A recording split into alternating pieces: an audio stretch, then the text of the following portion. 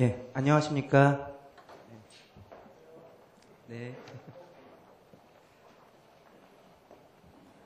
예, 먼저 일단 들어가기 전에 여기 혹시 웹 디자인 하시는 분들, 웹 디자이너 분들 한번 손 좀 들어봐 주시겠어요? 2명 정도 계시네요. 나머지 분들은 그 웹 서비스나 어플리케이션 개발자라고 생각을 하고 좀 설명을 드리도록 하겠습니다.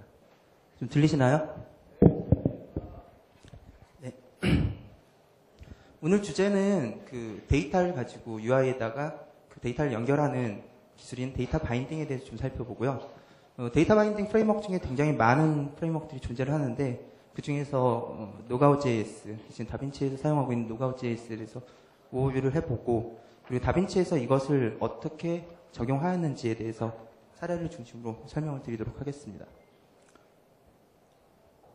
예, 첫 번째는 물론 이제 데이터 바인딩이 무엇인가. 데이터 바인딩에 대해서는 다들 많이 아시고 계시리라 생각을 합니다. 위키피디아에 보니까 이렇게 간단하게 좀 정의가 되어 있더라고요. 원래 데이터 바인딩은 데이터와 어떤 도메인 모델한테 연결하는 일반적인 그 기술들 혹은 이제 동기화나 이런 여러 가지 기술들을 제공하는 방법을 총칭하는 그런 용어인데요. 이 중에서 그 데이터 바인딩 자체를 좀 UI 영역으로 한정해서 얘기를 해보자고 한다면은 일단 그 GUI 어플리케이션을 개발하는 것을 좀 단순화하는 디자인 패턴이라고 볼 수 있습니다. 어떻게 그 단순화하게 만드는 것이냐? 가장 간단하게 말씀을 드리면은 어떤 데이터 모델이 존재할 때 이미 작성된 UI에다가 그 데이터를 갖다 연결시키는 것으로 실제 데이터를 사용자에게 표현하고 사용자가 반대로 데이터를 가지고 어떤 조작을 했을 때 인터랙션이 일어났을 때 UI로부터 다시 모델로 데이터를 갖다가 적용해주는 업데이트를 해주는 그런 기술들을 통칭할 수 있겠습니다. 뒤에 말씀드린 그 UI로부터 그러니까 데이터로부터 UI가 아니라 UI로부터 데이터로 다시 데이터를 업데이트하기 위해서 어떤 실제로 그 UI와 데이터 셋의 어떤 요소들을 갖다가 직접 그 디펜던시를 갖다 트래킹하는 그런 기능들이 필요한데요. 일반적인 프레임워크들은 이런 것들을 해결하기 위해서 그 데이터 요소와 UI 요소를 계속 감시를 하는 옵저버 패턴을 갖다가 채용을 하고 있습니다. 자, 그럼 데이터 바인딩이 유용한가? 물론 유용하니까 좀 말씀을 드리려고 하는 거겠죠. 아주 간단한 예제를 보겠습니다. 자바스크립트만을 가지고 어떤 이미 작성된 돔트리상의 어떤 요소들을 갖다가 그러니까 데이터를 업데이트하고자 할 때 이런 식으로 코드를 많이 작성을 하시죠. 근데 아무리 이런 코드는 잘 작성을 하더라도 점점 그런 요소들이 많아지니 따라서 코드가 점점 스파게티화 됩니다. 그러다가 어떤 사장님의 지시로 데이터의 스트럭처가 완전히 바뀌어야 되는 경우, 어떤 디자이너의 실수로 아이디가 바뀌는 경우, 이런 경우에 굉장히 디버깅하는데 애로사항이 꽃을 피게 되죠.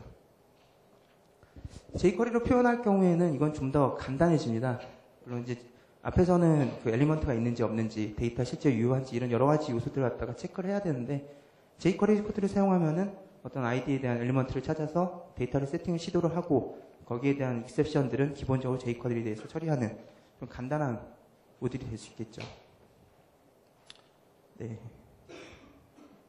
아인슈타인 박사님이 나오셔야 되는데 안 나오시네요. 이 문제를 해결하기 위해서는 기존에 저희가 그 jQuery나 퓨어 자바스크립트를 가지고 해결하려고 했던 방식을 그대로 사용할 수는 없었습니다.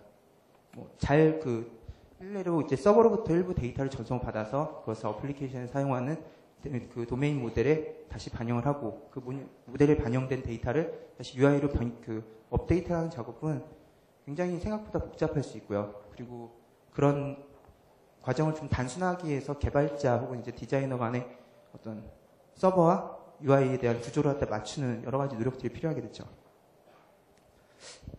데이터 바인딩을 적용하면 그럼 과연 편해지냐? 앞줄의 jQuery 코드랑 비교해서 보시면은 그렇게 뭐가 달라졌는가에 대해서 좀 의심을 가지실 수도 있겠습니다. 근데 일단 그 UI에 대해서 그 데이터를 갖다가 일반적으로 데이터 바인딩하는 기술은 UI가 데이터를 어떻게 가져다 쓸 것인지를 기술을 하고 있기 때문에 사실 저희가 어떤 웹 어플리케이션 만들 때 스토리라인 혹은 MMI 여러 가지 UI 시나리오에 따라서 그 데이터를 UI에 어떻게 표시할지에 대해서 실제 업무에서는 많이 집중을 하게 되는데 그러다 보면은 디자인이 먼저 나오고 그리고 그 뒤에 개발 과정을 통해 가지고 데이터를 매핑하는 그런 개발 과정이 이제 시리얼하게 일어나게 되죠. 만약에 데이터 바인딩을 UI에서 이미 데이터를 사용할 수 있는 방법을 사용해야 되는 방법을 알고 있다고 가정을 할 때 그 UI를 어떻게 사용할지를 갖다가 직접 데이터를 어떻게 사용할지를 갖다가 UI에 직접 기술할 수 있다면은 실제로 개발자는 데이터의 스트럭처에 대해서 혹은 데이터의 조작에 관해서 좀 집중을 할 수 있을 것이고요. 디자이너 분들 같은 경우에는 일이 좀 많아지게 되겠습니다. 네, 뭐 간단하게 보셔도 조금 유용해 보이죠? 자, 앞에서 했던 내용 다시 조금 더 정리를 드리겠습니다. 일단 데이터를 표현하고자 하는 방법은 굉장히 많은 방법들이 있을 수 있습니다. 실제로 이제 웹 서비스나 웹 어플리케이션 만들게 되면은 서버로부터 어떤 데이터들을 쭉 정리를 하고 그 데이터를 갖다가 전송받은 뒤에 어떻게 보여줘야 될지 그걸 갖다 많은 기획자분들이 기획을 하시고 거기에 따라서 UI를 만들고 또 아까 전에 말씀드렸던 대로 거기에 대해서 다시 코드를 배치를 하는 이런 작업들이 일어나게 되죠. 여기서 앞 단계에 있는 하나라도 바뀌게 되면 뒷 단계들은 다시 작업을 해야 되고요. 그렇다면 우리가 해야 되는 가장 기본적인 어프로치는 코드와 디자인을 분리하는 것입니다. 코드와 디자인을 분리하면은 실제로 어플리케이션 개발이 좀 더 단순해질 수 있습니다. 물론 이 관점은 기본적으로 일단 필드에서 많이 쓰는 UI가 데이터를 어떻게 쓸지를 알고 있다라는 가정에 의해서 이루어집니다. 그리고 물론 코드는 좀 전에 말씀드린 대로 그 데이터를 갖다가 필요한 데이터를 갖다가 서버로부터 잘 받아서 UI에다 던지는 것만으로 개발 모델을 정의할 수 있겠습니다. 네, 그래서 웹 디자이너 분들에게는 아까 전에 말씀드렸듯이 좀 새로운 일거리들이 생길 수도 있겠네요. 네, 그러면 이제 데이터 바인딩에 대해서 간략하게 봤고 데이터 바인딩을 지원한 프레임워크는 뭐가 있을까? 네, 이게 전부는 아니고요. 실제로는 이것보다 훨씬 많습니다. 뭐 일단 MVC 패턴을 제공하는 앵글러.js나 혹은 이제 백본.js 같은 그런 MVC 패턴을 베이스하는 어떤 프레임워크들도 존재를 하고요. 그리고 더비나 이제 메테오 같이 요즘 각광받는 노드.js, 그러니까 서버 사이드에 있는 데이터와 클라이언트에 있는 데이터를 갖다 실제 바인딩 시키는 그런 기능을 제공해주는 프레임워크들도 존재를 하고요. 뭐 그 외에도 JS 뷰나 뭐 혹은 심플리파이나 5나 엠버 이런 여러 가지 그 프레임워크들이 존재를 하는데요. 오늘 살펴볼 내용은 이 중에서 가운데 위치하는 노가웃입니다. 노가웃. 일단 다빈치에서는 노가웃을 채택을 했습니다. 그 노가웃을 채택했던 이유가 무엇이냐? 물론 기본적인 이유는 데이터 바인딩을 지원하기 때문이겠죠. 그리고 조금 더 살펴보면은 일단 노가웃 자체는 그 어떤 그 도움 요소나 어떤 다른 기술의 디펜던시가 없는 완전한 순수한 자바스크립트 라이브러리입니다. 그리고 공짜고요. 그리고 그 실제로 소스 용량이 미니파이드 돼 있던 버전 같은 경우에 한 40KB에서 41KB 정도 되는데요. 그 기본 라이브러리에다가 좀 유용한 플러그인들 조금 더해서 사용한다고 하더라도 한 50KB 내외의 용량을 가지게 됩니다. 뭐 크다면 크고 작다면 작을 수 있는데 실제로 기능을 사용해 보시면은 그 기능들 자체가 제공하는 것에 비해서 그렇게 크다고는 볼 수 없고요. 그리고 가장 중요한 것들 중에 하나인데 그 노가웃.js는 기본적으로 i6부터 시작해서 웹킷 기반의 브라우저들 혹은 모바일 브라우저들까지 완전하게 지원을 합니다. 어떤 기능에 대해서 단 하나라도 이제 지원하지 못하는 그런 부분들이 없고요. 그래서 노가웃을 사용하게 되면은 그런 여러 가지 브라우저를 갖다 지원해야 되는 웹 서비스에 당연한 수명을 두고 볼 때 굉장히 유용한 부분이 될 수 있겠죠. 영어를 듣다 보니까 계속 말이 꼬이네요. 네, 이제 노가웃.js에서 제공되는 좀 핵심적인 기능 몇 가지를 좀 살펴보도록 하겠습니다. 네, 첫 번째는 옵저버블스랑 이제 디펜던스 트래킹이 되겠는데요. 이 부분은 아까 전에 말씀드렸듯이 그 데이터를 바인딩한다는 거는 일반적인 관점에서 볼 때는 기본적으로 데이터에 있는 소스 데이터를 가지고 어떤 UI에다가 연결시키는, 표현하는 그런 관점에서 많이 보게 됩니다. 근데 반대로 내가 어떤 이름이나 나의 성별, 뭐 나이 같은 이런 정보를 가지고 있는 데이터 모델을 UI에 던졌는데 사용자가 그걸 UI상에서 업데이트를 치는 그런 액션이 일어난다고 친다면은 그걸 다시 반영하기 위해선 기본적으로는 코드를 사용하겠죠.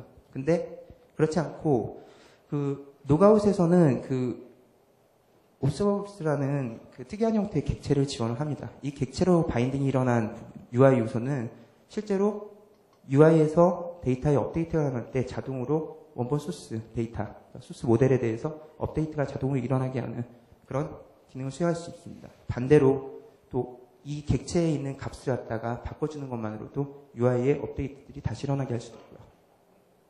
그래서 물론 코드를 밑에 있는 코드를 보시면은 기존의 이제 제이슨 코드로 표현하는 것처럼 어떤 키와 그냥 단순한 밸류를 갖다 바로 처리하는 것은 아니고 이 노가웃에서 제공하는 이 옵저버블 객체를 생성하는 이 생성자를 불러서 그 기본적인 모델을 설계해야 되는 그런 불편함은 조금 있을 수 있습니다. 근데 반대로 이런 걸 생성하는 것만으로도 그런 백트래킹이 된다는 거는 그 뒤에 내가 어떤 요소들이 유저랑 인터랙션 할지만 결정이 된다면 코드 부분에서는 크게 신경을 쓰지 않아도 되는 그런 장점이 있다고 볼 수 있죠. 두 번째는 이제 선언적 바인딩. 이 발음 맨날 꼬여서 그런데 디클래러티브 바인딩이랑 그리고 그에 대한 이제 핸들링 동작, 실제 동작을 하는 비헤이비어에 대한 내용입니다. 일단 그 앞에서 보셨듯이 그 데이터 바인딩 같은 경우에는 이런 방식으로 태그 내에, 그러니까 노드 내에 이렇게 직접적으로 어트리뷰트 형태로 기술되는 것들이 일반적이고요. 노가웃에서는 데이터 대시 바인드라는 어트리뷰트 내에 텍스트, 그리고 콜론, 그리고 타이틀. 여기서는 텍스트라는 바인딩을 타이틀이라는 변수를 줘서 이 레이블에다가 객체에다가 액션을 하겠다라는 그런 뜻이 됩니다. 그래서 UI에서 데이터를 쓸 때 기본적인 데이터 구조만 알고 있다면은 그 구조의, 그 데이터 구조로부터 내가 필요한 프로퍼티를 갖다가 디파인을 하고 그리고 이 데이터 프로퍼티가 어떻게 사용될지만 이렇게 바인딩 네임으로 기술해 주시면은 실제로 그 나중에 데이터 던져졌을 때 UI에 대한 업데이트나 이런 것들은 자동으로 노가웃에서 알아서 처리를 해주게 되죠. 마지막으로는 템플릿입니다. 그 템플릿은 일종의 그 자주 사용되거나 반복적으로 사용될 필요가 있는 어떤 표현되는 그 UI 패턴들을 갖다가 디자인하고 그 패턴 내에서 데이터들이 들어왔을 때 어떤 방식으로 바인딩을 할지를 결정해 놓는 것이 이제 노가웃에서 템플릿이 되겠는데요. 좀 전에 그 텍스트나 이런 HTML 같은 그 빌트인 바인딩이 노가웃에는 존재를 하는데 그것의 단점은 어떤 데이터가 들어왔을 때 그 노드에 직접적으로 이너 텍스트나 이너 HTML로 업데이트가 되는 장점이 있지만은 반대로 기존에 그 제가 바인딩에서 사용하려고 했던 어떤 노드들이 그런 액션들로 인해서 사라져버리는 이슈들도 있고요. 그리고 어떤 리스트를 만들 때 리스트라는 것 자체가 굉장히 텍스트 베이스 한 줄로 되어 있는 아주 간단한 심플한 리스트일 수도 있지만은 반대로 뭐 트위터의 예처럼 왼쪽에는 이미지가 있고 가운데 위에는 뭐 사용자의 이름이 있고 그 아래에 텍스트가 존재하는 이런 조금 더 복잡해지는 그런 리스트를 구현할 때는 이런 리스트 아이템 하나하나를 갖다가 직접적으로 컨트롤하기 위해서 템플릿을 사용하는 것이 훨씬 더 효과적입니다.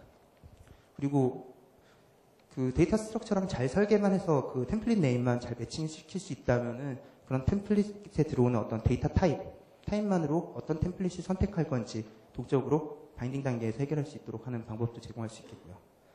그래서 이렇게 말씀드린 이 세 가지가 노가웃에서 가장 기본이 되고 핵심이 되는 기능들이라고 볼 수 있습니다. 그럼 이 부분에 대해서 좀 깊게 들어가 보도록 하죠. 첫 번째는 바인딩입니다. 바인딩은 좀 전에 말씀드린 대로 그 노드나 어떤 특정한 노드에서 이 데이터가 어떻게 될 것인지, 들어오는 데이터가 어떻게 처리될 것인지를 기술하는 것이라고 했는데요. 기술을 하기 위해서는 당연히 문법이 필요하겠죠. 노가웃의 바인딩 신텍스는 기본적으로 다음과 같습니다. 일단 데이터 바인딩하고 바인딩의 이름, 그러니까 실제로 어떤 액션을 취할 건지에 대한 바인딩의 이름을 주고 그리고 거기에 대한 밸류 값을 디파인을 하시면 됩니다. 그렇다면 이제 한 번에 한 가지 바인딩만 가능한가? 그렇지 않고요. 콤마로 구분해가지고 예를 들어가지고 여기엔 텍스트를 그 어떤 타이틀이나 이런 데이터가 오면 텍스트를 반영을 하고 타이틀의 그 길이가 뭐 20바이트가 랭스가 20을 넘는다면 뭐 이 노드 자체가 안 보이게 한다든지 이런 복합적인 바인딩을 한 곳에서 바로 수행할 수 있습니다. 그리고 혹시 관심 있으신 분들은 좀 더 살펴보시면은 실제로 이 데이터에 대해서 이런 식으로 어떤 밸류를 가지고 그냥 단순히 액션만 수행하는 것이 아니라 이 바인딩들에 대해서 그 컨트롤 플로우, 그러니까 if나 혹은 여러 가지 그 포이치나 이런 여러 가지 그 바인딩 그 안에 들어가는 컨텍스트에 대해서 그 데이터 플로우를 갖다가 직접 컨트롤할 수 있도록 추가적인 바인딩을 제공해주고 있는데요. 뭐 그런 분들까지 보게 되면은 좀 더 바인딩을 갖다가 동적으로 잘 활용할 수 있는 예가 되지 않을까 싶습니다. 그러면 위에서는 일단 바인딩 신텍스에 대해서 살펴봤고 바인딩이 대충 뭐 하는 건지도 봤는데 실제 내부적으로 어떻게 동작하냐 그 부분에 대해서 가장 베이직한 부분만 딱 살펴보면요. 이렇게 가정을 하죠. 스팬 태그 내에 타이틀이란 던져지는 데이터의 타이틀한 필드를 텍스트란 바인딩으로 해결을 하겠다. 뭔가 처리를 하겠다라고 내가 선언을 하고 개발자가 작성한 자바스크립트 코드에 의해서 어떤 데이터의 덩어리가 돔트리로 던져집니다. 던져지게 되면 데이터가 돌아다니다가 이 데이터 바인딩 태그를 만나게 되면은 그 데이터를 가지고 그 데이터 덩어리 안에서 타이틀이나 프로퍼티를 여기에 실제 값으로 주게 되고요. 그리고 여기에 대해서 텍스트에 정의된 바인딩 핸들러대로 그 내용들이 실행되게 됩니다. 지금 색깔로 매핑을 해놨는데요. 그 노가웃에서 바인딩 핸들러, 그러니까 저희가 일반적으로 바인딩으로 말하는 부분들은 이런 방식으로 지정이 되어 있습니다. ko.binding handlers라는 객체 안에 바인딩들이 프로퍼티로 쭉 나열이 되어 있고요. 그리고 그 텍스트, 예를 들어서 이 예제에서 텍스트라는 바인딩을 줬을 때 이런 식으로 선언이 돼서 실제 타이틀 값이 이 안에 있는 업데이트라는 펑션으로 제게 전달이 되고 그 전달된 것 동시에 이 값이 어떠한 엘리먼트에 의해서 동작할 건지가 기술이 되어 있다. 어디에 동작을 할 거다라는 값 역시도 함께 넘어오게 됩니다. 그러면은 저는 엘리먼트의 이너 텍스트, 예를 들어 간단하게 치자면은 엘리먼트.이너 텍스트에 넘어온 이제 밸류 액세서를 갖다가 밸류 액세서에 있는 실제 값을 넣어주기만 하면은, 넣어준 동작만 기술하면은 그 이유는 이제 돔트리에서 데이터 바인딩이 어떻게 그 데이터 바인딩 텍스트, 기술된 텍스트 바인딩들은 전부 다 이 핸들러에 의해서 동작을 하게 됩니다. 그래서 이건 앞에서 이제 그 보신 바인딩에 대해서 정의하는 방법에 대해서 설명한 내용인데요.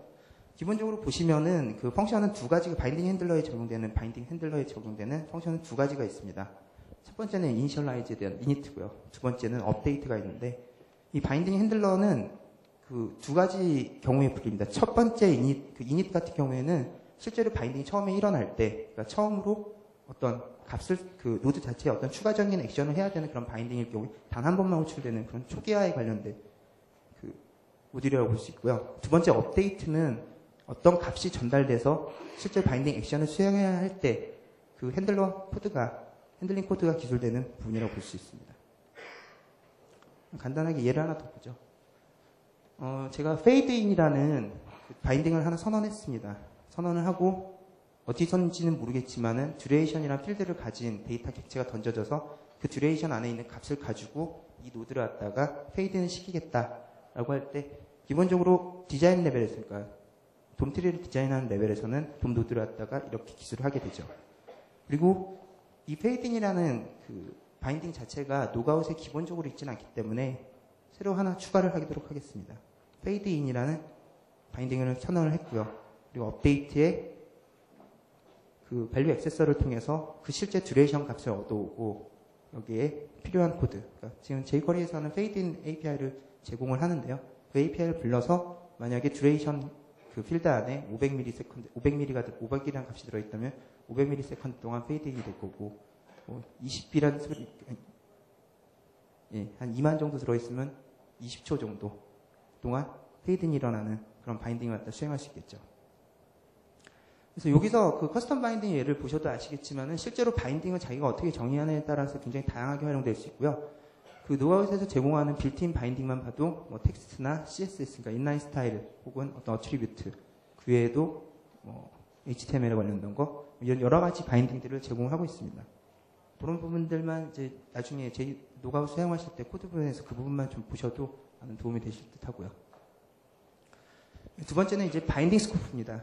그러면은 제가 계속 아까 전부터 데이터는 던져진다, 돔트리에서 데이터가 돌아다닌다라고 말씀을 드리고 있는데 그러면은 그게 어떤 과정을 통해서 이루어지냐? 실제로 그 코드 레벨에서 데이터 바인딩을 수행할 때는 제가 어떤 정의된 뷰 모델, 그러니까 데이터 모델을 가지고 특정한 노드에다가 데이터를 적용해라라고 던지게 됩니다. 뒤에서 나오시면은 그 노가웃에 있는 ko.applyBindings라는 그 함수를 그 API를 이용해가지고 그 데이터를 던지게 되는데요. 그 기본적으로 그 주어진 노드, 만약에 그 처음에는 첫 번째 파라미터에는 그 데이터의 모델에 대한 변수가 들어가고 뒤에는 그 루트 노드를 지정하도록 되어 있는데 루트 노드가 지정이 되어 있다면 그 노드로부터, 그렇지 않다면은 다큐멘트의 바디로부터 노드를 하나하나 트래버스 하면서 자기가 가진 데이터를 가지고 바인딩을 시도하게 됩니다. 자, 그럼 바인딩 스코프가 또 왜 자꾸 나오냐? 일반적으로 저희들이 레이아웃을 이렇게 웹 문서를 가지고 레이아웃을 구성하라고 했을 때 문서 자체는 아주 자연스럽게 로지컬한 그런 논리적인 구조를 띠게 됩니다. 예를 들어가지고 왼쪽에 메뉴, 오른쪽에 컨텐트, 그 위에 어떤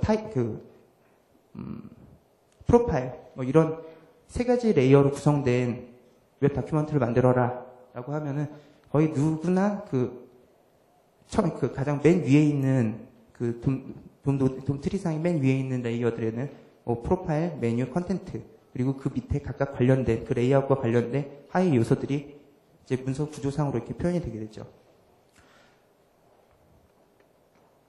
그러면은 제가 좀 전에 말씀드린 것처럼 여러 가지 여기선 디비전 태그로 표시했습니다만은 그 각각의 그 레이아웃들이 내부에 가지고 표현하고 있는 데이터들이 다른 곳에서 오고 난 그것을 섞어서 쓰고 싶지 않다. 그러니까 단 하나의 뷰 모델로 사용하고 싶지 않다라고 할 때 어떻게 하느냐.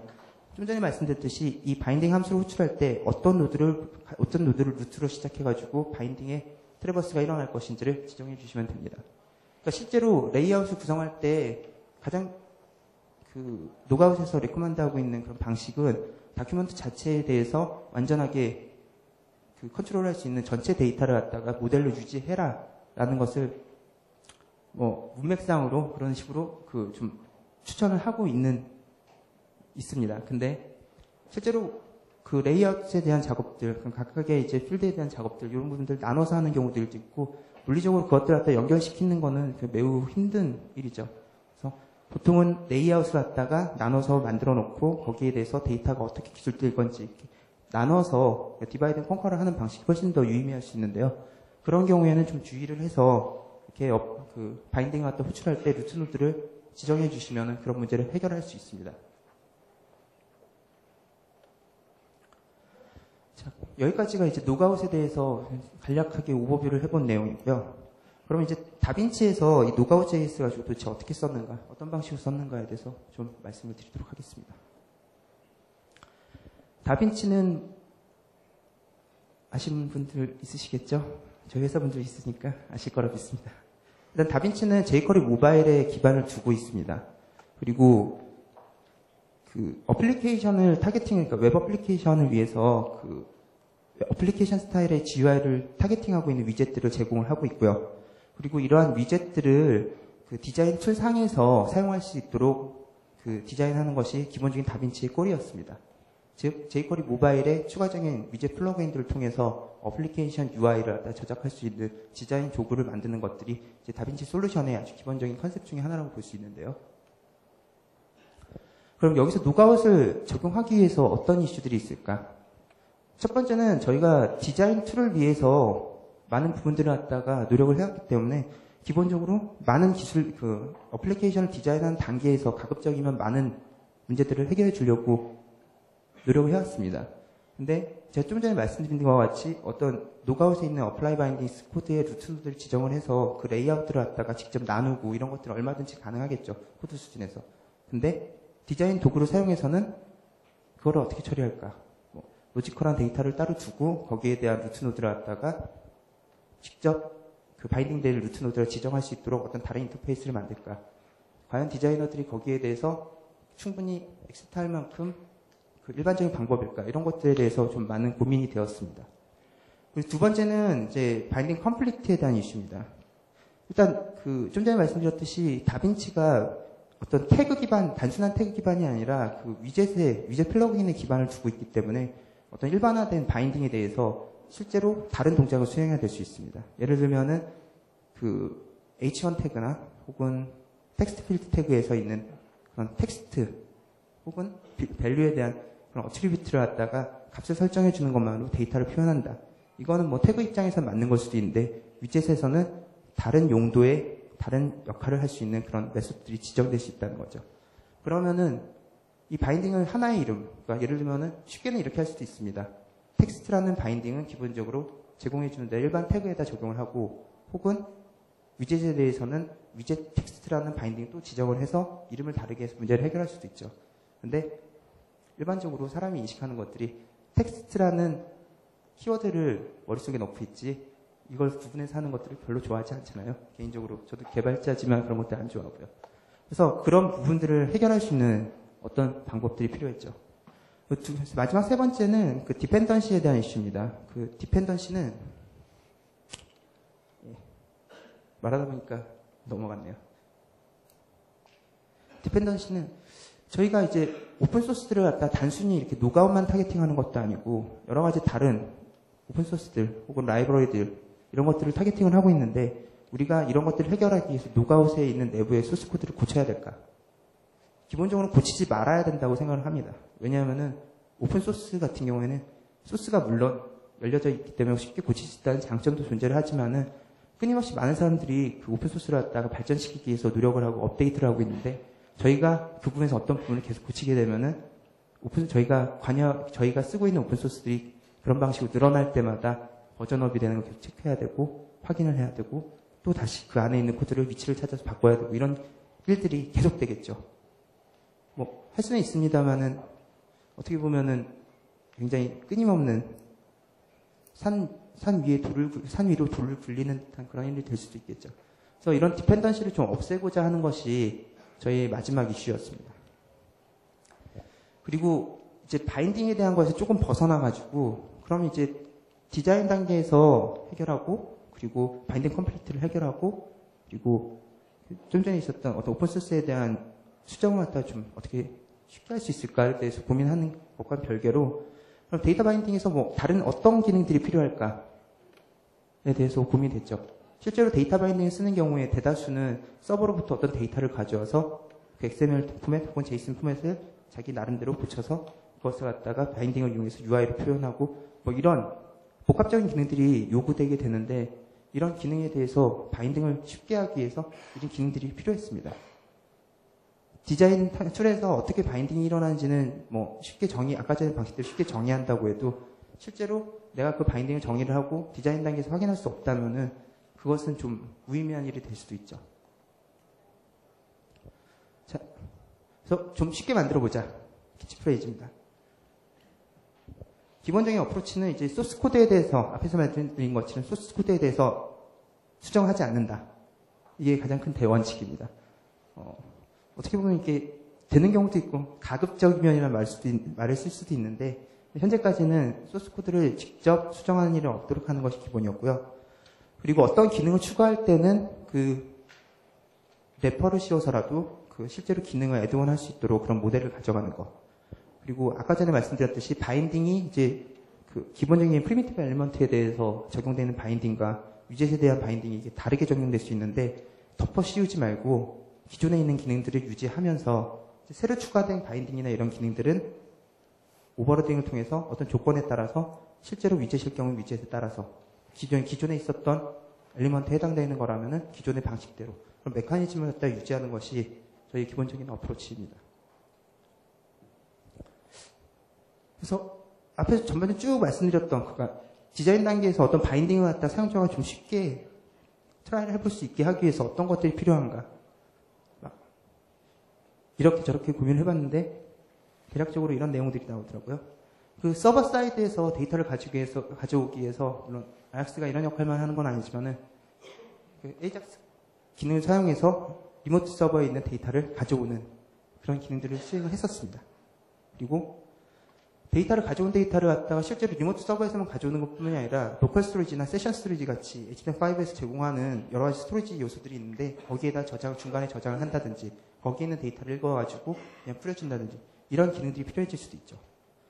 그리고 요즘 서비스를 만들다 보면은 실제로 데이터를 계속 풀링해 오는 경우들이 있죠. 예를 들면은 제가 트위터에서 어떤 리스트를 가져오면은 그 사이에 새로 업데이트되는 데이터들은 다시 요청을 해서 또 가져와서 있으면 UI에다 연결을 시키고 이런 과정, 업데이트하는 과정들이 필요하고 이렇게 되는데 좀 쉽게 해보자고 스케줄링에 의해서 어떤 스케줄링 정책에 의해서 데이터를 계속 풀링할 수 있도록 트라이 해보는 그런 기능들에 대한 요구사항들도 나왔습니다. 그리고 바인딩이라는 과정을 저희들이 어떻게 스태틱한 파이프라인으로 정의를 하게 되면은 사실 그렇지 않은 유지 케이스들이 나오게 되는데 그런 유즈 케이스는 어떻게 대응을 할까? 물론 디자인 단계에서 대응하기는 어려운 부분들일 겁니다.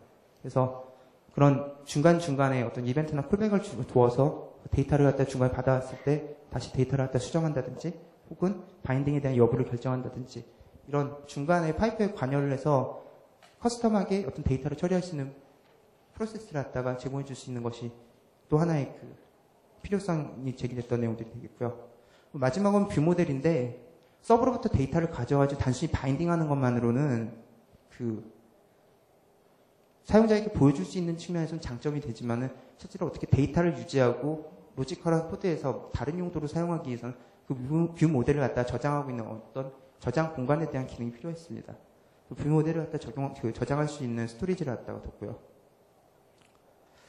그래서 여기에 대해서 좀 살펴보면은 아약스에 대해서는 뒤에 세션에 있을 에스크 줄리안이라는 세션을 좀 참조해 주시면 좋겠고요. 스토리지는 W3C나 MDN에 보시면 잘 설명이 되어 있습니다. 이벤트는 일단은 댄한테 물어보시면 되겠고요. 역시 뒤에 세션이 준비되어 있습니다. 저는 여기서 앞에서 말씀드렸던 스코프랑 오버로딩에 대해서만 말씀을 드려보겠습니다. 자, 저희 기본적인 어프로치는 아까 전에도 말씀드렸듯이 다빈치의 기본적인 어프로치는 위젯 기반의, 위젯 플러그인 기반의 어떤 동작들입니다. 위젯에 대해서는 뭐 많은 의구심들을 가지실 수도 있는데 일단은 커스텀하게 어떤 기능 갖다 설계하기 굉장히 좋은 장점들도 있고요. 그리고 데이터 롤 프로퍼티에서 동작을 하기 때문에 저희들 같은 그 위젯을 갖다가 어디에 기술될지를 갖다가 돔트리 안에 직접 기술할 수 있는, 그러니까 웹 디자이너도 익숙하고 개발자도 익숙한 그런 방식이 되겠습니다. 그래서 이런 기능, 앞에서 말씀드린 이런 기능들을 수용하는 저희가 위젯을 만들었는데요. 이 내용에 대해서 먼저 좀 살펴보겠습니다. 제가 위젯이라고 말씀드렸지만은 실제로 데이터 바인딩에 대한 것들은 어떤 화면상의 UI를 표시해야 되는 그런 기능을 가지고 있는 위젯은 아닙니다. 무슨 뜻이냐면은 레이블이나 리스트 이런 것들은 실제 UI에 표시돼야 되는 그런 위젯이지만은 데이터 바인딩 기능을 수행하는 위젯은 화면에는 보이지 않지만 어떤 논리적인 기능을 수행하는 그런 역할을 한다는 것이죠. 그래서 데이터 바인딩 위젯, 그러니까 저희 쪽에서는 데이터 소스라고 부르는데 이 위젯의 경우에는 화면에 보이지 않도록 CSS가 정의가 되어 있습니다. 근데 왜 위젯을 만들었냐? 물론 다빈치가 위젯 기반이라고 해서 그렇겠지라고 이해하시는 분들도 있는데 제가 아까 전에 스코프 이슈로 말씀드렸죠. 루트 노드를 갖다가 어떻게 결정할 것인가가 중요한 팩터가 될 수 있는데 이 데이터 바인딩 위젯, 그러니까 데이터 소스 위젯이 어떤 다른 시블링이나 차일드 노드들과 그 어떤 페어런트 내에 속해 있을 때 데이터 바인딩 스코프를 기본적인 룰로 자기의 페어런트로부터 데이터 바인딩을 수행하도록 기술을 했습니다. 그 잠깐 눈을 감고 돔트리를 상상해 보시면은 아까 전에 제가 세 가지 레이아웃, 프로파일, 메뉴, 그리고 컨텐트라는 세 가지 레이아웃이 서브 돔트리로 이렇게 구성이 되어 있고 그 각각에 대해서 이 데이터 소스, 그러니까 데이터 바인딩의 위젯을 각각의 레이아웃의 트리에다가 첨가하는 것만으로 그 데이터는 자동으로 분리가 된다는 거죠. 왜냐? 아까 전에 말씀드렸듯이 HTML 문서는 논리적인 구조를 포함하기 때문에요. 자, 그러면 다음 이슈. 바인딩 오버로딩. 빌트인 바인딩 같은 경우에도 기능을 제공해 주지만은 다빈치 같은 경우에 위젯이기 때문에 좀 동작이 달라질 수 있는 부분들이 존재를 했었습니다. 그래서 이건 다빈치에 대한 해당되는 내용들이 아니고 실제로 jQuery 모바일 기반에서 어떤 플러그인을 만드신다면은 뭐 다양한 형태의 위젯을 만드실 수도 있고 거기에 제공되는 그 펑션의 네임 자체가 기존에 있던 어떤 이름들과 겹칠 수도 있죠. 근데 그것을 실제로 바인딩으로 해결하기 위해서는 기존의 기능을 덮어 씌우는 게 아니라 어떤 조건에 따라서 위젯이면은 위젯의 메소드를 그에 맞는 방식으로 호출하고 그리고 그렇지 않을 경우에는 기존의 바인딩을 활용하는 것과 같이 좀 어떤 조건에 따라서 바인딩이 선택돼야 되는 그런 기능들이 필요했습니다. 자, 그러면 제가 앞에서 그냥 말로 쭉 설명드렸던 그 노가웃 바인딩 프로세스를 보죠. 아까 텍스트 바인딩을 하시는 것을 생각해 보시면 됩니다. 노가웃에 데이터가 던져지면은 그 텍스트 바인딩하는 바인딩을 찾아서 그 해당되는 바인딩 핸들러를 불러줍니다. 이것이 노가웃에서 바인딩 과정의 전부고요. 자, 여기서 우리가 위젯을 위해서 바인딩을 갈아칠 수도 있겠죠. 기존의 기능을 동작하지 않게 만든다는 전제 하에서. 근데 그것은 저희가 위젯 베이스의 어떤 저장 모델을 오리엔트하고는 있지만은 실제로 HTML 자체에서 코드를 갖다 기술할 수도 있기 때문에 그런 부분에 대해서 포기는 하면 안 됐습니다. 바인딩 셀렉터라는 것을 구현했고요. 바로 저희는 라우터라도 부르고 셀렉터라고도 부르고 뭐 또 체인 핸들러라고도 부르는데 이제 기존의 노가웃에서 바인딩으로부터 디폴트 핸들러로 이어지는 그 중간에 이제 바인딩을 갖다 셀렉션 할 수 있는 새로운 핸들러를 만들었습니다. 그리고 그 바인딩에 대한 아우터 혹은 셀렉터는 추가된 바인딩이 어떠한 조건을 가졌냐에 따라 가지고 지금 잘 안 보이시는 텐데 지금 여기에서 조건은 위젯이냐라는 펑션을 호출해서 그 바인딩을 등록할 때 그 펑션을 같이 등록해서 그 바인딩이 일어날 때 한번 그 어떠한 컨디션을 체크를 합니다. 체크를 하고 만족이 되면은 그 바인딩을 불러주고 그렇지 않다면은 기존에 있던 바인딩을 불러주는 거죠. 역시 여기서 바인딩이 또 하나만 있는 게 아니라 여러 개, 3개, 4개 이런 것들도 할 수는 있습니다. 자, 그러면은 미리 질문이 날 것 같아서 대답을 먼저 드리면은 자, 그럼 바인딩이 있어서 우선순위는 어떻게 처리하냐? 굉장히 어려운 문제죠. 내가 모든 커스텀 바인딩을 디자인을 한다면은 뭐 우선순위를 쉽게 조건으로 분리해서 관리를 할 수도 있고 뭐 여러 가지 방법이 있는데 그렇지 않고 남의 커스텀 바인딩도 사용하고 노가웃의 빌트인 바인딩도 사용하고 나의 커스텀 바인딩도 사용한다. 이 사이에서 어떤 우선순위를 찾을 수 있을까? 이것은 커스텀 바인딩을 기본적으로 정의를 할 때 최소의 조건으로 그러니까 가장 작은 범위 안에서 자기 바인딩이 수행될 수 있는 그런 조건을 찾아내는 그런 노력이 필요합니다. 그래서 혹시 프라이어티에 대해서 좀 관심이 있으실 것 같아서 미리 답변을 드렸고요. 코드로는 이렇습니다. 저희는 이제 바인딩 핸들러를 갖다가 추가하는 래퍼 기능을 좀 추가를 했는데요. 이미 지금 여기 텍스트라는 바인딩은 노가웃의 빌트인 핸들러로 제공이 되고 있죠. 그리고 저희는 노가웃의 기본적인 모델에 따라가지고 똑같이 업데이트 펑션을 지정해서 바인딩을 확장할 겁니다. 근데 기존의 바인딩과 내 바인딩이 어떠한 조건에 따라서 체크가 돼야 되나? 네. 확인을 했을 때 이 조건을 가지고 그 바인딩 셀렉트하는 과정을 진행을 했습니다. 자, 그러면은 바인딩과 가지고 어떤 걸 만들 수 있는가? 뭐 트위터에도 보여드릴 수도 있고 뭐 많이 보여드릴 수 있는데 간단한 걸 보죠. 다빈치 가지고 디자인된 어플리케이션이고요. 여기에 있는 것은 유튜브의 RESTful API를 통해 가지고 유튜브에 있는 그 인기 차트, 인기 데이터, 뭐 핫이슈 데이터, 혹은 그 추천 차트를 갖다가 데이터를 가져와서 바인딩을 통해서 표현한 겁니다. 실제로 그 데이터가 어떻게 생겼는지가 개발자한테는 중요하기 때문에 그 데이터를 갖다가 개발자는 이걸 개발하는 과정에서 데이터를 어떻게 가져와서 어떻게 처리할지에 대해서만 좀 집중을 하면 되고요.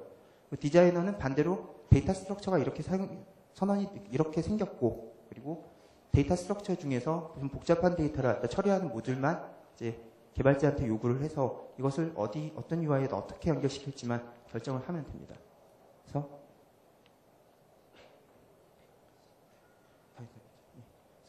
이런 식으로 이제 바인딩 기능 갖다가 제공했고요. 뭐 태블릿에서도 데이터는 같기 때문에 뷰만 디자이너 분들이 다시 생각을 해주시면 되겠죠. 코드를 좀 볼까 했는데 좀 시간이 부족한 것 같습니다. 이제 앞에서 말씀드린 대로 데이터 바인딩을 쓰면은 어느 정도 이제 코드와 이제 디자인이 많이 분리가 됩니다. 이런 부분에 대해서는 앞에서 설명이 어느 정도 됐을 거라고 생각을 하고요. 좀 좋게 받아들이셨는지 아닌지는 모르겠습니다. 일단 그 바인딩은 여기까지고요. 다빈치 2.0에서 데이터 쪽을 또 어떻게 제공할 것인가에 대해서 좀 간단하게 말씀을 드리면은 일단 기본적으로 1.5에서의 그 어프로치는 디자이너가 쉽게 사용할 수 있는 것이 기본 모델이었고요. 2.0에서는 데이터가 실제로 처리되는 과정, 그러니까 오픈GL 같은 경우에는 어떤 그래픽 데이터들이 실제로 화면에 표시되기 위해서 렌더링 파이프를 지정을 하고 그 파이프를 어떻게 커스터마이징 하느냐에 따라서 화면에 대해 렌더링된 결과가 다르듯이 이 데이터에 대한 처리 파이프라인을 구성할 수 있는 컴포넌트를 논리적으로 기술하고 그것을 사용해서 데이터를 조작할 수 있도록 기능을 제공해 드리려고 합니다.